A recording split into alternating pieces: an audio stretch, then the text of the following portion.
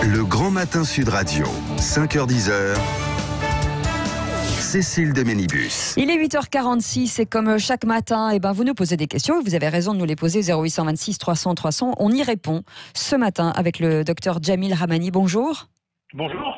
Vous êtes chef du service réanimation à l'hôpital franco-britannique Fondation Cognac-Jet de Levallois-Perret, responsable d'une unité justement de réanimation Covid-19 et co-auteur du livre L'ultime preuve d'amour aux éditions Anne Carrière. Et ce matin, on va revenir sur la chloroquine. Alors, est-ce un produit dangereux ou pas dangereux, selon vous ?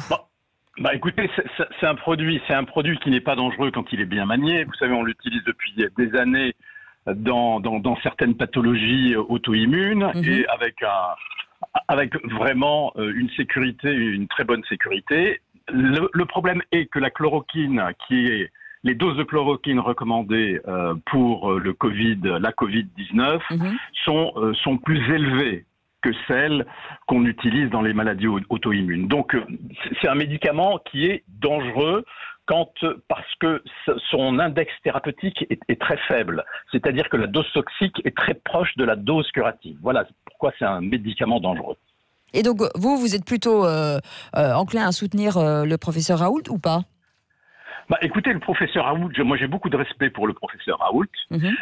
Néanmoins, il y a tout un tas d'études qui viennent de paraître dans les plus grandes revues mondiales, le New England Journal of Medicine, le British Medical Journal et dernièrement le Lancet, qui tentent à montrer que la chloroquine n'est pas efficace dans la Covid-19.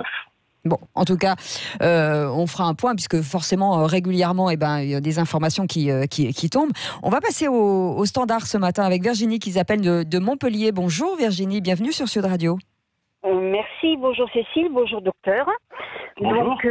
Bonjour. Donc voilà ma question. Moi je fais partie de ces gens qui n'ont jamais arrêté de travailler parce que je suis dans le nettoyage industriel, donc je suis assez exposée parce qu'aujourd'hui je désinfecte et je voulais savoir si vraiment ces tests étaient utiles et si oui, est-ce qu'il est nécessaire d'attendre plusieurs symptômes ou un seul, parce que un petit rhume, un maux de tête, enfin au final on ne sait plus et on ne sait pas si vraiment c'est important ou pas. Voilà. Vous parlez du test sérologique ? Oui, tout à Virginie ? fait, parce que oui, tout à fait. Oui, tout à fait, ce test-là.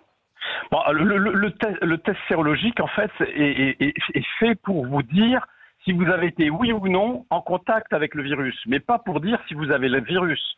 Si vous avez quelques signes, c'est le test, c'est la PCR, le test dans le nez qu'il faut faire. Hein. Bon. Et oui, si vous avez des signes, si vous avez des signes qui sont pas habituels, eh bien, si vous perdez le goût, si vous perdez l'odorat, oui, il faut faire ce test. Et docteur, le test est valable à l'instant T, on est d'accord ? Ah oui, tout à fait. C'est-à-dire qu'il vous prémunit pas de l'avenir, de ce qui peut vous arriver demain. Vous pouvez être infecté le lendemain. Bien sûr. Il vous dit si le virus est là à l'instant T. Voilà, exactement. Et puis, merci beaucoup, Virginie, pour votre appel. Merci à vous. Merci, passez une belle journée. Et nous avons Kéran aussi qui nous appelle d'Avignon. Bonjour. Bonjour Cécile, bonjour Patrick, bonjour docteur Ramani. Merci d'être avec nous ce matin. Merci à vous de prendre ma question. Elle est un petit peu complémentaire de celle de Virginie. Je voulais savoir s'il y avait, quel était le délai, s'il était connu, entre le moment où on contracte le virus, ou le moment où on l'attrape, et le moment où il se déclare. Et s'il y avait deux délais différents suivant si on est un adulte ou un enfant. Écoutez, on pense que les enfants ont moins tendance à faire la maladie. Ils la font, mais beaucoup moins que les adultes. Sinon, quand vous êtes en contact avec le virus, vous pouvez tomber malade en 3 ou 4 jours et ça peut aller jusqu'à 14 jours. C'est pour ça qu'on a imposé la quatorzaine. D'accord, très bien. Parce que du coup, moi je reste en disposition confinement un petit peu, et donc je reste le plus possible à la maison. Et dans mon environnement proche, il y a la question des écoles qui ont fermé suite à des déclarations de multiples cas.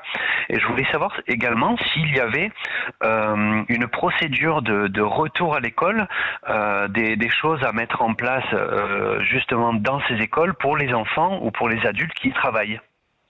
Vous voulez dire, est-ce que ces écoles qui ont fermé, est-ce qu'il va y avoir des procédures pour les rouvrir, c'est ça ? Oui, c'est ça. Est-ce qu'il faut être plus attentif à certains signes chez son enfant avant de le remettre? Est-ce qu'il faut attendre la quinzaine forcément? Est-ce qu'il y a des choses à avoir en tête? Il faut attendre la quatorzaine, oui. Oui, avant d'y remettre. Merci beaucoup. Merci Kéran pour votre question. Merci de nous avoir appelé d'Avignon. Docteur, le CNRS a annoncé qu'environ 25% des Français ne feraient pas vacciner s'il existait un vaccin parce qu'ils n'ont pas confiance, parce qu'effectivement ils entendent tellement de choses depuis 2 mois. Est-ce qu'on peut faire confiance, parce qu'on parle de mutations, on parle de plein de choses. Est-ce que le vaccin peut justement prémunir de toutes les mutations de la Covid-19?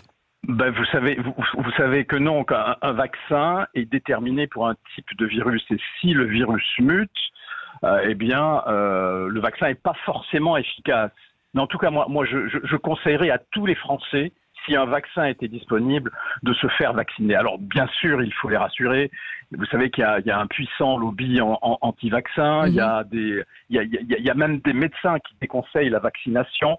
Mais c'est une erreur. Vous savez, la vaccination, c'est le grand atout du XXe siècle. Hein. Ça a sauvé des millions de vies, le vaccin contre la polio, contre la rougeole. Et si vraiment il y a un vaccin, il faut que tout le monde se vaccine. Oui, parce qu'on le voit quand même avec la grippe. Les gens n'ont pas tendance, c'est pas généralisé. Hein. Les gens ont toujours des réticences à se faire vacciner tous les ans. Il y a toujours des réticences. Et il y a ce problème de l'aluminium, les gens n'ont pas confiance en ces vaccins qui contiennent de l'aluminium, mais même le personnel médical et paramédical ne se fait pas vacciner contre la grippe. Il faut absolument se faire vacciner dès l'instant où il y a un vaccin disponible. Ça permet de sauver des vies, et notamment les vies de nos seniors. Mais est-ce que ça devrait devenir justement obligatoire? Est-ce que il faudrait penser justement à obliger tout le monde à le faire au moins? Mais vous savez, on est en démocratie, c'est difficile d'imposer. Alors pour les enfants, ça a été fait, je crois qu'il y a 11 vaccins qui sont obligatoires. Mais pour les adultes, comment voulez-vous faire? C'est-à-dire avoir un carnet de santé et puis vous n'avez pas accès à un certain nombre de choses si vous n'êtes pas vacciné. Oui, c'est très difficile à faire. C'est très difficile. Et on parle d'une maladie saisonnière. Certains médecins avancent cette nouvelle tendance. On voit que ça se réduit. Le nombre de cas infectés est moindre de jour en jour. Est-ce qu'on peut imaginer qu'avec les beaux jours qui arrivent, sachant que les températures remontent, est-ce que ça pourrait avoir un lien de cause à effet? C'est imaginable, mais regardez le Brésil. Le Brésil c'est un pays où il fait chaud, et pourtant l'épidémie explose au Brésil. Alors je ne sais pas si c'est une maladie saisonnière.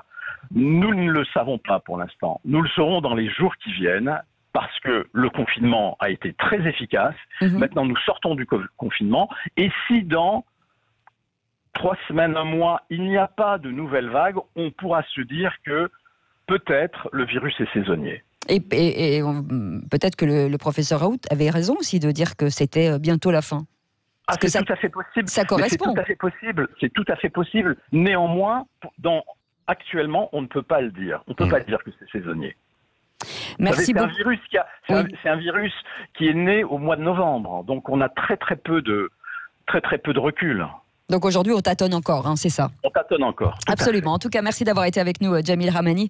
Vous êtes chef du département réanimation à l'hôpital franco-britannique Fondation Cognac-Jay de Levallois-Perret, responsable d'une unité Covid-19. Donc vous connaissez bien le principe. Ah oui. Et puis vous êtes co-auteur du livre L'ultime preuve d'amour, un très joli livre aux éditions Anne Carrière. Bien entendu, demain, 0826 300 300, on continuera de répondre à vos questions, même si on a l'impression de